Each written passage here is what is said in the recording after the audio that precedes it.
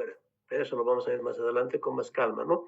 Entonces, la displasia de la cadera puede tener varias causas, prácticamente intrínsecas y extrínsecas. Ambas condicionan una relación anormal del acetábulo, o sea, hay una desproporción entre el acetábulo, que es la ceja cotiloidea que se llama, y la cabeza femoral. Hay una desproporción básicamente. Entonces, es un proceso de nacimiento que se estabiliza recién a los 2 meses. O sea, por eso que se usaba el término de displasia de cadera, no es el adecuado, porque la displasia en desarrollo es que la cadera recién va a ir terminando su desarrollo después de que termine su maduración esquelética. O sea, es un proceso dinámico. Se va a estabilizar recién a los 2 meses y ocurre desde la concepción hasta la modulación esquelética, que es los 2 meses. Por eso se llama displasia en desarrollo de la cadera. Ahora, en cuanto a la epidemiología es variable, ¿no? Habitualmente en países normales son 2 a 3 recién nacidos vivos, ¿ya? Y en países más desarrollados aumenta la frecuencia a 4 por 1000 recién nacidos vivos. Es más frecuente la displasia en desarrollo en las mujercitas, ¿ya? Y es mucho más frecuente en la cadera izquierda. Vamos a ver por qué. Entonces, entre la patogenia, el 50% de los pacientitos que tienen displasia de cadera son de causa desconocida. Se desarrolla después del parto. Por eso es que no es congénito. Las displasias de cadera teratológicas sí son congénitas porque se desarrollan dentro del útero. Ya es congénito. ¿Y por qué? Porque normalmente uno puede relacionar y, digamos, cuando un niño nace con braquiocefalia, con algún otro problema congénito de ese tipo de desarrollo esquelético y del cráneo, entonces uno puede pensar de que sí es una cadera teratológica porque se ha formado en útero, a diferencia de la que se ha formado en desarrollo después del nacimiento. Entonces, ¿qué pasa? ¿Por qué es más frecuente la displasia en la cadera izquierda? Es más frecuente porque la mayoría de los fetos se sitúan en occipito, los fetos que van a tener problemas de cadera se sitúan en la posición en útero antero-izquierda y apoyan la cadera contra la columna de la mamá. Entonces, por eso explicaría un poco el por qué el más frecuente la cadera izquierda es más que todo por la posición dentro del útero del bebé, como estoy comentando, apoyándose la cadera izquierda en la columna de la madre. Entonces, ¿qué factores de riesgo? Entre los factores de riesgo hay causales predisponentes y causales desencadenantes. Entre las causales predisponentes, vemos acá, por ejemplo, la parte genética, que hemos dicho, la familiar, cuando una mamá tenía un bebé que tiene una displasia de cadera y se quiere embarazar, entonces el segundo embarazo aumenta en 3 a 4 veces la posibilidad de que el niño que nazca va a tener como su hermanito o su hermanita una displasia en desarrollo. Ahora, el sexo, como hemos dicho, es más frecuente en las mujercitas y 3 a 4 veces mayor que en los varones. La edad gestacional es importante, es en prematuros, disminuye, porque el prematuro tiene más espacio en la cavidad uterina, no tiene la restricción uterina, se mueve mucho más que un niño que está a término y que tiene menos espacio en la cavidad uterina. Y la raza, pues obviamente es más frecuente en la raza blanca que en la raza negra, ¿no? La laxitud ligamentaria juega un papel muy importante en la formación de la displasia, ¿no? Entonces, ¿por qué? Porque hemos dicho la cápsula ligamentaria, el ligamento redondo que sujeta el fémur, están sujetos a factores hormonales, ¿no? También la madre que fuma también está asociada, pero la edad gestacional, mientras mamá es mayorcitas, de mayor edad, tienen cierta preponderancia a que este bebé nazca con una displasia. Entonces, entonces, en factores hormonales, ¿por qué, digamos, el niño nace con este problema? Es porque aumentan los estrógenos maternos que van a ir a relajar este ligamento, ¿no? Entonces, estos estrógenos maternos, como les digo, relajan la cápsula articular, específicamente la progesterona, induce en el útero la producción de la relaxina, que esta relaxina va a disminuir la resistencia a la tracción del ligamento, de los ligamentos. Entonces los mecánicos, hemos dicho también muchas veces, en la parte, para complementar la parte mecánica, aquellos niños que están, como les comentaba anteriormente, con restricción en la cavidad uterina, y en los niños en los cuales nacen con parto traumático o una parto vaginal traumático, inducen a la formación de la displasia. Entonces, entre los factores de riesgo, vamos a ver, los factores, ¿no es cierto? Mucho más frecuente. Un segundito, por favor. Estoy en clase, papito. No. Sí, estoy en clase y te tengo después. Chao. Perdón. Entonces, hemos dicho que la primera mujercita, el primer embarazo, si es mujercita, aumenta la frecuencia para que presente una displasia. La presencia podálica, como hemos comentado también, induce a que favorezca la formación de la displasia. La macrosomía, aquellos niños que tienen asociadas un factor genético, también tiene cierta relación en el aumento de la frecuencia de la displasia. Los oligodromios, o sea, la disminución del líquido amniótico, como hemos mencionado antes, si hay menos cantidad de líquido amniótico, entonces el niño va a estar sujeto al apoyo de la cavidad uterina contra la columna de la mamá, ¿no? Eso justamente va a la anatomía de la pelvis, aquellas mamás que tienen anomalías uterinas como los úteros bicornes o en un parto traumático, como hemos mencionado anteriormente, ¿no es cierto? Generalmente los partos podálicos son los que tienen más frecuencia a que desarrollen en el lapso de los 2 o 3 meses esta patología. Y obviamente en nuestro medio es muy frecuente el hábito de envolver como con chumpi a los bebés, entonces está manteniendo la cadera en movimiento, no digo mal, estacionada, no permite que la cadera se mueva y obviamente evita que se desarrolle la cavidad acetabular. Y mientras tengas más niños, pues hay más posibilidades de que puedas tener una niña con una displasia. Entonces, lo que les dije anteriormente, el exceso de estrógenos maternos va a relajar la cápsula articular y va a producir una relajación de toda la cápsula, ¿no? Y la progesterona materna, que recordemos lo que mencionamos hace un ratito, va a inducir en el útero la producción de la hormona de la relaxina, que esta hormona, relaxina, es que va a disminuir la resistencia a la tracción de los ligamentos, van a ser unos ligamentos mucho más laxos y esta laxitud de los ligamentos va a inducir a que este pacientito evolucione hacia la displasia del desarrollo. Entonces, clínicamente, ¿cómo podemos nosotros darnos cuenta, no es cierto? En primer lugar, la anamnesis, averiguar si es primer niño, si es primera mujercita, primer embarazo, entonces hay que estar atentos, porque hemos dicho es más frecuente en las mujercitas y en primer embarazo. Entonces, viene a un consultorio una niña con una patología, con un control de niño sano, y tiene 2 meses de edad y es primer embarazo, entonces estemos atentos y averiguaremos si no hay antecedentes previos. Y si no hay antecedentes previos, entonces iremos a la clínica, ¿no es cierto? El primer signo que nos va a inducir a pensar que tengo una displasia es el abducir la cadera. Una limitación en la deducción de la cadera, como en este caso, por ejemplo, aquí la cadera está limitada a un solo lado, entonces nos hace sospechar que es un signo que puede estar presente en la displasia. Entonces, para eso nosotros tenemos que conocer las maniobras para examinar a nuestro pacientito, ¿no? ¿Cuáles son las maniobras de Ortolani, la maniobra de Barlow, la maniobra de Galassi, el signo de Galeazzi, la simetría de pliegues y el signo de Trendelenburg? Bien, ¿en qué consisten estos signos, no? El signo de Ortolani consiste en que está el bebé acostado, entonces nosotros abducimos. Abducir significa abrir la cadera y aducir con una sola D, es cerrar la cadera. En este caso, abducimos la caderita y al abrir la cadera, entonces la cadera que está luxada entra.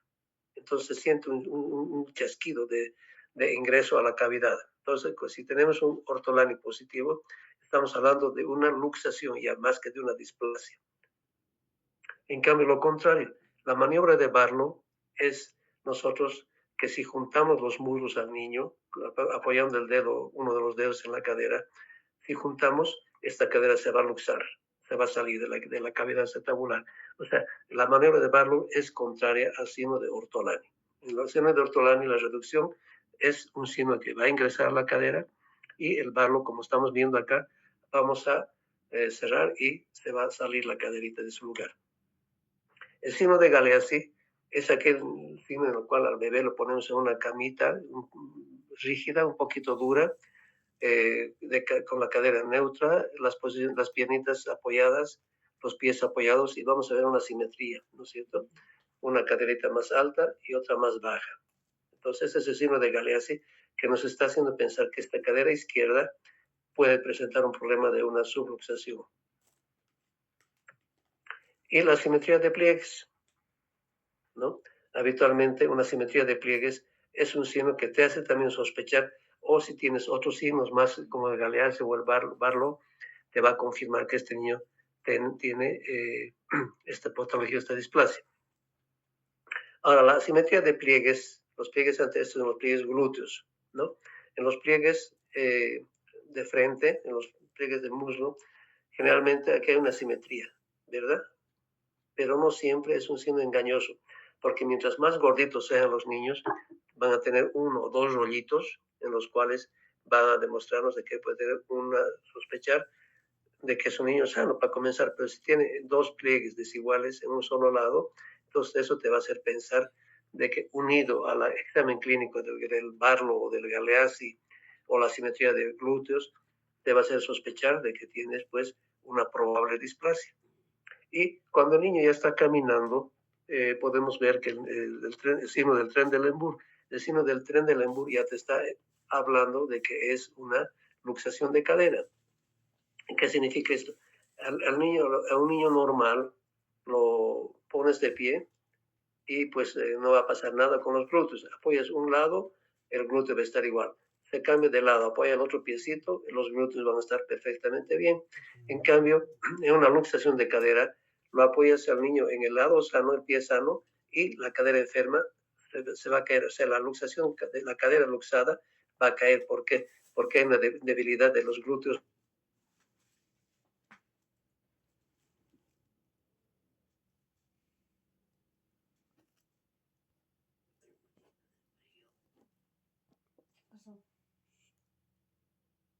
Cuando la luxación es bilateral. La marcha del pato solamente es cuando la luxación es bilateral.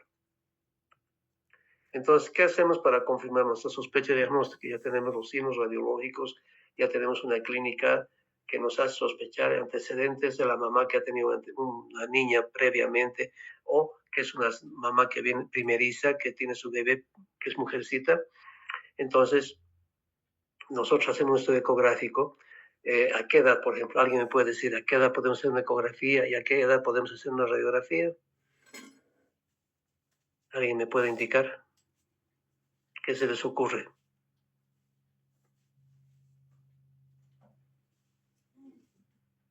Ya.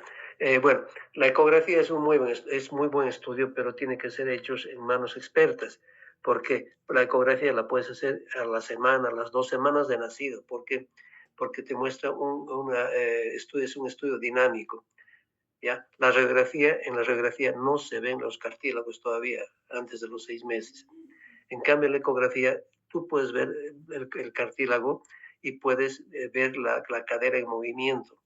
Entonces, una persona, un imaginólogo que tiene mucha experiencia en esto, nos puede hacer un diagnóstico precoz de un niño que tiene displasia.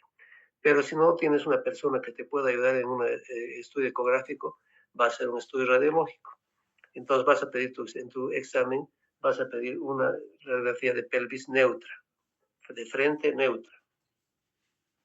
Entonces, ¿qué piensas encontrar acá? ¿No? Vamos a tener varios parámetros, pero tampoco le voy a pedir una radiografía al mes de recién nacido, porque hemos dicho justamente por eso se llama displasia del desarrollo de la cadera. Hasta los 2 meses recién va a madurar la cadera y recién va a presentar una sinología clásica. Entonces, lo ideal es tomar una radiografía AP de pelvis neutra a partir de los 2 a 3 meses, porque ahí ya ha terminado su desarrollo y si tiene displasia, sí la vamos a poder encontrar.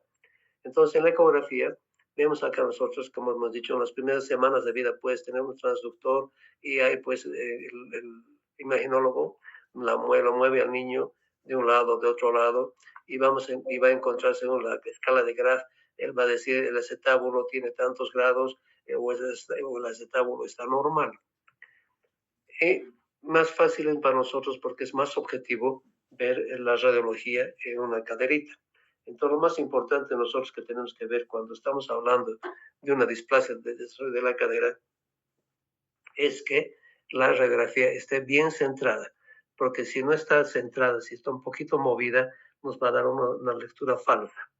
Entonces, ¿qué hacemos? Una radiografía que esté bien centrada, donde vamos a ver que los huesos ilíacos son del mismo tamaño, eso nos da una pauta de que la caderita está centrada, o más aún todavía, si los arcos de Shenton, o sea, los agujeros obturadores, si son simétricos, nos va a hablar de que esta radiografía está bien centrada. Entonces, aquí en este esquema, nosotros vamos a trazar una línea horizontal a nivel de los cartílagos triradiados, y vamos a trazar otra línea oblicua, o sea, que está yendo paralela al mismo reborde del acetábulo, ambos lados. ¿Ya? Y vamos a trazar otra línea también, justo donde termina el acetábulo, aquí una vertical, que es la línea de Perkins. O sea, la horizontal es la línea de Hilgen-Reiner y la vertical es la línea de Perkins. Entonces, acá vemos en este dibujo que al hacer se cruza la Hilgen-Reiner con la de Perkins, nos forman 4 cuadrantes. El cuadrante superinterno, el inferinterno, el inferoexterno y el superoexterno, ¿verdad? Entonces aquí nos está mostrando que el núcleo de crecimiento, que es esta bolita, que es recién el núcleo de crecimiento, como es cartílago, no lo vamos a ver al primer mes, ni al segundo mes, ni al tercer mes. Recién empieza a ser visualizado, a osificarse este cartílago de crecimiento a partir del 5º mes más o menos de nacido vivo. Entonces, esta radiografía vemos al 5º mes y vemos este núcleo de crecimiento un poquito desplazado a un lado, y si trazamos nosotros una línea que pasa por el trocánter mayor y con el agujero obturador, que es el arco de Shenton, cuando es un niño normal, pues entonces este arco de Shenton va a mantenerse. Pero si está un niño que está patológicamente con displasia, no va a haber una continuidad, va a estar desplazado. En este caso está una subluxación porque el núcleo de crecimiento está un poquito para afuera. Pero en este otro caso vemos que el arco de Shenton, que debe ser aquí de trocánter mayor, pues no coincide con este arco de Shenton de acá, con este agujero obturador. Y el núcleo de crecimiento está en el cuadrante supero externo. Entonces ahí nos está hablando de una luxación franca. ¿Está claro? ¿Está acá? Si hay alguna pregunta, por favor. Porque es muy importante esto. Más de una vez se van a encontrar ustedes en la situación de que la mamá, la vecina, la tía, alguien les va a pedir, démelo la radiografía de mi nieto, de mi hijito, si está normal, ¿verdad? Entonces no sé si está claro. Está claro. Ya, aquí vamos a hacer vamos a tomar, digamos, un pequeño examen. ¿Alguien me puede decir cómo está esta caderita, esta radiografía? Siempre vemos las imágenes radiográficas al revés, ¿no es cierto? Como si fuese un espejo. La cadera derecha es esta y la cadera izquierda es esta. Entonces, ¿cómo la ven? Hemos dicho primeramente que los huesos ilíacos tienen que estar simétricos, ¿cierto? Al mismo tamaño. ¿Aquí están del mismo tamaño? ¿Qué dicen? Este está un poquito más grande, ¿cierto? Este lado. Y los agujeros obturadores están un poquito más chiquitos. ¿Eso qué te habla? De que la radiografía, la placa, no está bien centrada, está un poquito lateralizada y eso te va a dar una mala lectura. Pero independientemente de eso, ¿cómo está? ¿Es normal o no es normal esta radiografía?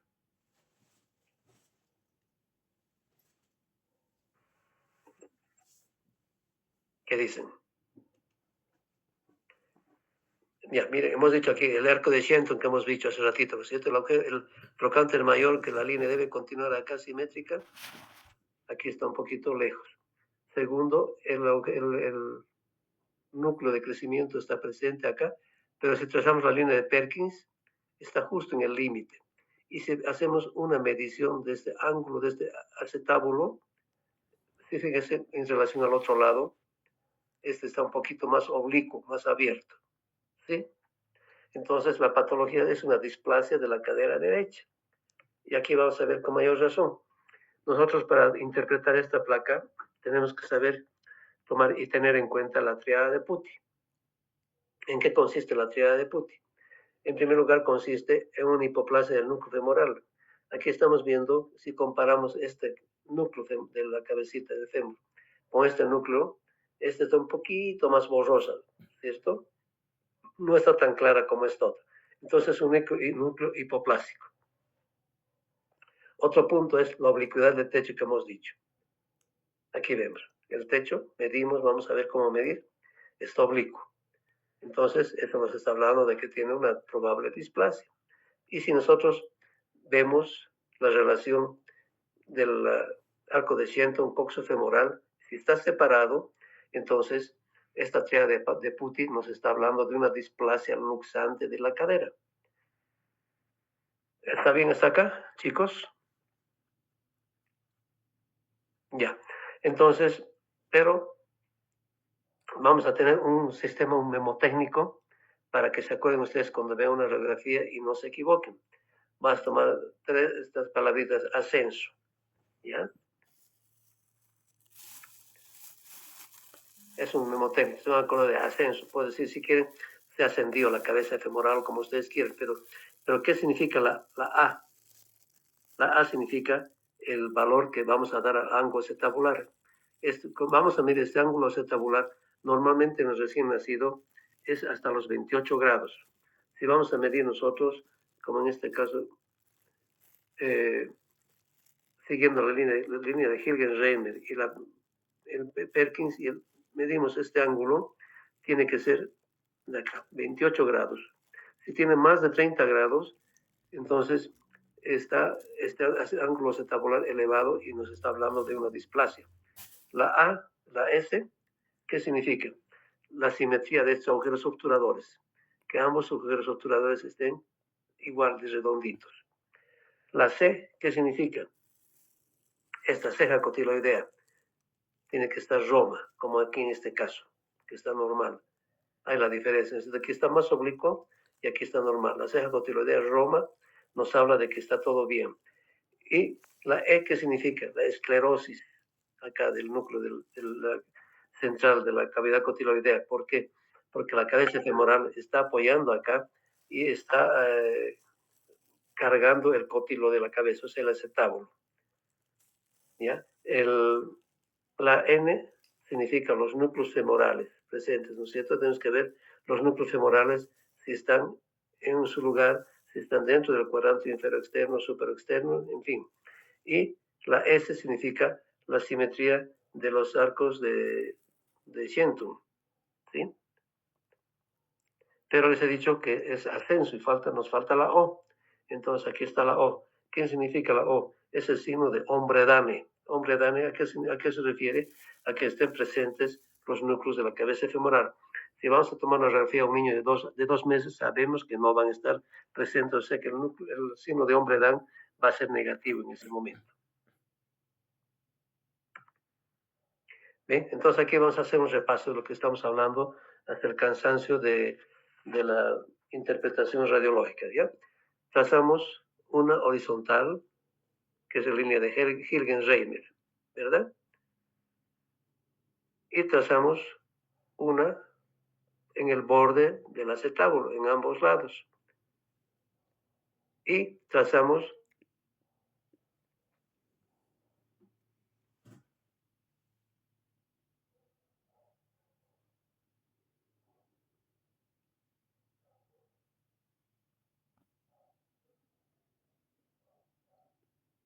estamos viendo que este núcleo acá es femoral, está dentro de este cuadrante infrainterno, estamos hablando de que es normal.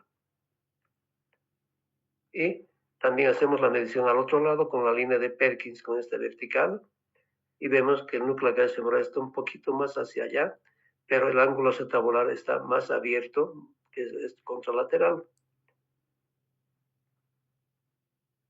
Y si hacemos nosotros la medición del trocánter mayor al agujero obturador, que es el arco de Shenton que se llama, si está normal, si está coincidiendo, pues no hay problema. ¿Bien? Como en este caso, está perfectamente coincidiendo. Entonces, estamos de acuerdo en cómo este niñito tiene su problema, ¿verdad? Y sabemos medir. Aquí, para medición no está muy claro, pero hacemos la línea que hemos dicho en el borde acetabular. Aquí está la línea de Perkins y con un goniómetro medimos los ángulos. Entonces, hemos dicho que el recién nacido hasta los 28 grados, que medimos aquí este grado, son 28 grados, es normal. Más de 30 grados, estamos hablando de un bebé que tiene ya displasia de desarrollo, ¿verdad? Entonces, en esta radiografía, ¿alguien me puede decir cuál es la cadera enferma, cuál es la cadera sana? Chicos, a ver, ¿alguien se ofrece? Con todo lo que hemos mencionado ahorita, aquí estamos viendo, ¿cierto? Lo que hemos trazado. El lado derecho. Este lado derecho, ¿no es cierto? ¿Por qué el lado derecho está enfermo?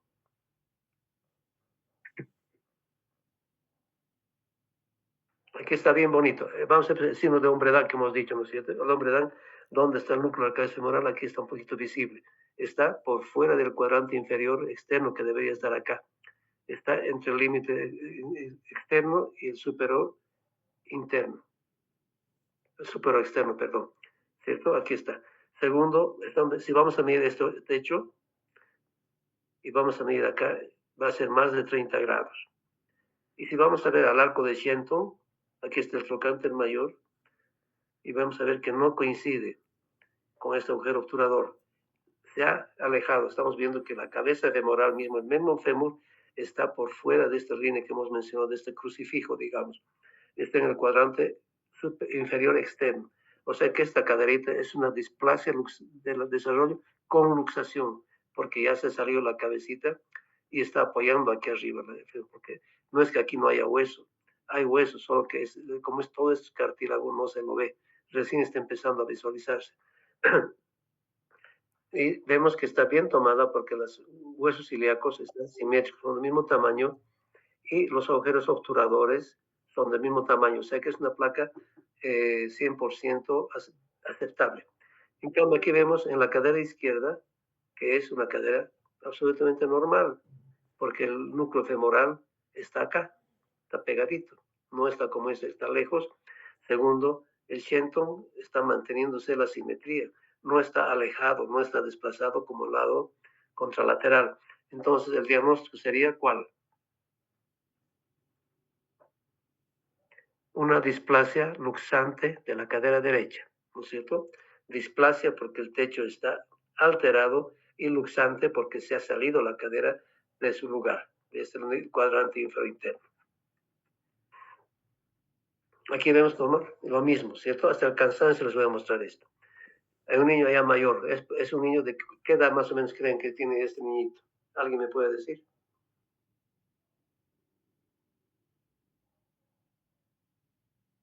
Tiene más o menos ya unos 6 años. ¿Por qué decimos que tiene 6 años? Porque estamos viendo la cabeza femoral, ya el núcleo que estamos viendo de osificación chiquito, es este que ya ha crecido. Y esta línea negra es la metáfisis, o sea, la línea del cartílago de crecimiento. Entonces, como no se ha cerrado este cartílago de crecimiento, suponemos que es un niño que está en desarrollo.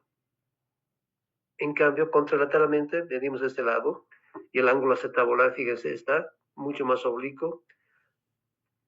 Fíjense la cabecita del fémur, ¿dónde está? En vez de estar acá, está arriba. Y esa cabeza de fémur que aquí está de este tamaño, fíjense el tamaño de la cabecita femoral. Y fíjense dónde está aquí el arco de Shenton, en fin, está perfectamente simétrico.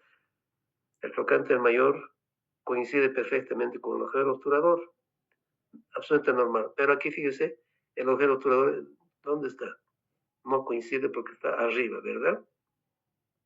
Y aparte de eso, es una placa que está rotada, porque estamos viendo que el hueso ilíaco está más grande que este otro lado y estamos viendo que el agujero obturador derecho está más grande, redondito, normal que el izquierdo. Entonces vemos que el signo de hombre Adán, la triada de Putti, pues aquí se mantiene, ¿cierto? El núcleo de crecimiento hipoplásico, el índice acetabular y está separado el arco de Shenton. Entonces es muy importante que sepamos todo esto porque está en nuestras manos que este niñito sea un niño que no va a necesitar ningún tratamiento después o van a estar muchos meses, años de problemas, ¿me entiende? Entonces la displasia, podemos más o menos verla, ¿no es cierto? Cuando está el cuadrante, el núcleo de crecimiento, en el cuadrante inferior interno, pero está rozando la línea de Hirsch-Reimer, estamos hablando de que una displasia grado 1. Cuando el núcleo de crecimiento ya está justo al medio del crucifijo de la línea que hemos trazado, entonces ya estamos hablando de un grado 2, porque ya se está desplazando el fémur del arco de Shenton. El grado 3 es cuando vemos que el núcleo de crecimiento ya está por fuera totalmente, está en el cuadrante superior externo. Y obviamente el arco de Shenton ya se ha desplazado, ¿sí? Y el grado 4 ya es una luxación franca, porque como hemos visto en la anterior placa, está el núcleo de crecimiento por fuera de la cabeza femoral de la cavidad cotiloidea del acetábulo y está totalmente alejado y ascendido el fémur. Entonces es una cadera 4, ¿verdad? Lo mismo aquí más o menos, pero ya bastante representativa con los ligamentos han arrastrado, etc. Entonces, ¿qué tenemos que ver nomás para saber si este niñito o esta niña tiene problema? Vamos a ver este flujograma de manejo, ya nos va a orientar un poquito. Entonces vamos a ver un niñito a los 2 meses, ¿ya? O antes, vamos a evaluar esta caderita. Entonces hemos dicho factores de riesgo asociados al examen físico. Si esta niñita tiene un factor de riesgo, pero el examen físico es normal al nacer, entonces le hacemos una ecografía entre las 2 a 3 semanas de vida, porque hemos dicho que la ecografía te va a mostrar el cartílago y te va a mostrar en movimiento. En cambio, si este bebé tiene con o sin factores de riesgo, pero tiene un examen físico medio raro, es anormal, entonces tienes tú que hacer una ecografía al nacimiento lo más pronto posible. Pero si este bebé de 2 meses más o menos no tiene factores de riesgo, tiene un examen físico normal, entonces pediré nomás, si es primigesta y es mujercita, pediré una radiografía alrededor de los 3 meses de vida. La radiografía sí se pide a los 3 meses de vida recién, porque hemos dicho que ya la cadera está madura ya después de los 2 meses. Entonces, pedir una radiografía al mes de edad no tiene mucho sentido porque nos va a dar una lectura que no es la adecuada. Entonces, ¿qué vamos a hacer con una displasia de caderita? Vamos a hacer un diagnóstico diferencial, una displasia habitual o una displasia teratológica, como has dicho al principio. Una displasia teratológica es aquel niño que nace ya con su cadera luxada en útero, que está asociada a problemas neurológicos o ortopédicos, que tienen focomelia o tienen problemas de cerebro, hidrocefalia o braquicefalia. Entonces, ya es una cadera teratológica, es una cadera que sí ha nacido con eso. En cambio, la displasia habitual hemos dicho, es una displasia que se está desarrollando hasta los 2 meses. Entonces, la displasia habitual no nace el niño con displasia habitual porque no es congénita. La displasia se va a presentar a partir de los 2 meses. Entonces, ¿qué vamos a hacer? Un tratamiento de un niñito que viene a los 3, 4 meses con una displasia habitual que tiene los ángulos acetabulares de 32 grados, digamos. Entonces, vamos a hacer un tratamiento de simplemente una abducción moderada con una flexión de las caderas. Para eso hay muchos tratamientos, pero el que más se usa es el arnés de Pavlik, que te mantiene la caderita en flexión y en semi-abducción. Y este niño tiene que estar día y noche con su arnés, ¿no? Solamente le sacan para que el niño duerma, para el niño se bañe o cambie de pañal. Después no tiene que sacarse nada. Habitualmente hay una regla de +5, digamos, si le hace encontrar la displasia a los 3 meses, la constante 5 significa que hasta los 8 meses probablemente este niño, dependiendo del grado de la displasia, 30, 32 o 35 grados, va a tener su arnés de Pavlik. Pero ¿qué pasa si este niñito viene a los 5 meses de edad ya con su cadera, con su displasia de 35 grados? Este niño ya se mueve un poco más, ya no podemos ponerle el arnés de Pavlik, entonces ya vamos a ponerle un yeso cerradito que lo va a mantener en esta posición semiabiertita, ¿verdad? Pero permite que pueda mover las piernitas. Es un tratamiento ya semirrígido. Y si el niño ya llega al año y no ha sido ningún tratamiento, ya ahí va a tener que ser tratamiento quirúrgico, pues ya es más complicado para el niño y para la familia, porque ya tiene que operarse, tiene que ponerse yeso, en fin. Entonces lo que tenemos que hacer nosotros es, con todo lo que hemos mencionado hasta ahora, es evitar las complicaciones, ¿cierto? Entonces, evitemos que este niño que ya tiene 10 años, digamos, ¿por qué? Porque estamos viendo aquí el núcleo de crecimiento, estamos viendo esta línea que parecería en esa fractura, parece la metáfora, la fisis, el cartílago de crecimiento que les he dicho, y estamos viendo que está dentro del cuadrante más famoso, con su, miren el techo, el techo cotiloideo, como está ya prácticamente casi plano. Es una cadera normal. En cambio, esta otra caderita, según lo que vamos a decir, la clasificación, ya es una clasificación 4, porque encontramos comparando este núcleo de crecimiento que es normal, grandecito, el núcleo de crecimiento acá está hipoplásico, está apoyando acá la cadera, que todo esto es hueso que no se lo ve porque todavía es parte del cartílago, está apoyando aquí arriba y vemos que está alejada del arco de centro. Entonces, este niño ya no van a estar, pues obviamente, un arnés de Pavlik, van a estar ya directamente en cirugía, hacer tenotomía de sus ligamentos, de psoas, y ir a abrir la cápsula y reducir la cadera, y toda una tragedia para la familia y para el niño que tiene que estar ya con el bipedio de yeso por varios meses, ¿cierto? Evitemos llegar también a esto, ¿cierto? Aquí ya es una luxación bilateral de caderas por un mal tratamiento o por un mal diagnóstico o por un retardo en el diagnóstico del tratamiento, y que fácilmente lo podemos hacer nosotros, según lo que hemos visto, con una radiografía a los 3 meses. Entonces aquí es una luxación bilateral terrible. Aquí en el lado derecho ya apenas se ve el núcleo de crecimiento, contralateralmente que aquí se ve el núcleo de crecimiento, ¿verdad? En ambos casos, esta es una luxación de grado 4, esta es una luxación de grado 3. Ambas ya son quirúrgicas y fíjense cómo está el, el ángulo. Está abiertísimo, está bien oblicuo. Entonces, ¿por qué? Porque como no tiene dónde apoyar, la cadera se va resbalando, porque no tiene la cavidad acetabular desarrollada. Entonces, con una simple radiografía y con una mala, con un mal pensamiento para diagnosticar bien, tenemos que evitar estas secuelas, ¿no es cierto?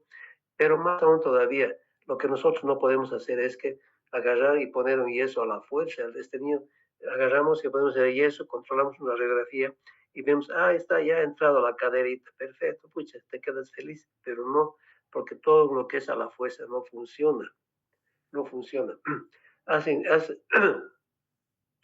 logrado reducir la cadera perfectamente, ¿ya? Aquí, pero al hacer la reducción forzada, ¿qué es lo que va a pasar? La irrigación la estás traccionando, está sufriendo la irrigación esta cabeza femoral, y la cabeza va a ir a necrosarse, va a ir a lo que se llama la enfermedad de Lech-Calvé-Pertes, o Lech-Pertes-Calvé, como quieran llamarla. Entonces la cabeza femoral, como están viendo aquí, se ha necrosado, y este niño ya directamente va a ser una cadera dolorosa que a la larga va a necesitar una prótesis. Es todo un calvario. ¿Por qué? Porque no le hemos hecho un buen diagnóstico. ¿Por qué? Porque le hemos hecho un mal tratamiento forzado. Entonces vemos aquí simplemente la famosa radiografía, insistimos, una caderita normal. Vemos la cabeza femoral bien redondita, bien desarrollada. En cambio aquí la necrosis de la cabeza femoral ya es totalmente aplanada. ¿Ya? No se ve clarita. Entonces, nosotros tenemos que evitar hacer las cosas, forzar las caderas para reducir. Y lo que más aún podemos evitar, ¿cierto? Que llegue a la edad adulta, ¿ya? Con la luxación bilateral, una persona que va a tener al caminar va a ser una cadera dolorosa, tremendamente dolorosa por toda su vida, ¿cierto? Y lo que antes tienes que hacer tú, operar una cadera, por ejemplo, derecha que está luxada, tienes que hacer pues este techo que está oblicuo, quirúrgicamente le tienes que bajar, hacer un corte, pones un injerto para que no sea oblicuo, reduce la cadera y aquí le estás dando su cavidad al acetábulo. Entonces todo esto tenemos que evitar y está en nuestras manos evitar interpretándola una buena radiografía y siendo mal pensado siempre sospechando una displasia de cadera. Es mejor tratar una displasia dudosa que no tratarla, siempre y cuando no sea nada forzado. ¿Ve? Entonces aquí vemos que ya en edad adulta, este niño que no se diagnosticó a temprana edad, ya en edad adulta, ¿qué está sufriendo? Porque se dio la artrosis de ambas caderas, coxoartrosis. Entonces, este señor, a esta persona, ¿qué le queda? Ya le queda simplemente prótesis de cadera de ambas, para evitar ser cadera dolorosa. Entonces, insisto, seamos incisivos en el diagnóstico y en el tratamiento. ¿Ya? Este señor, ya, este joven, este niño que no se diagnosticó con cadera dolorosa, con artrosis, como estamos viendo acá, ya ha ido a una primera prótesis de cadera. Entonces, es fácil cuando se piensa. Y no solamente acaba ahí, sino acaba que como está tu cadera luxada, entonces, aparte de ser una cadera dolorosa, te lleva a tener una escoliosis compensatoria. Entonces, a la larga, no solamente te va a doler la cadera, sino que te va a doler la columna. ¿Ok? Bien, chicos, con esto hemos terminado. Por favor, si tienen alguna pregunta, y mil disculpas por el problema al inicio. ¿Todo esto ok? Sí, doctor. Bien, muchachos, que tengan un buen descanso, ¿ya? Que les vaya bien. Buenas noches. Hasta luego, doctor. Muchas gracias. Buenas noches. Doctor, hasta luego. Doctor.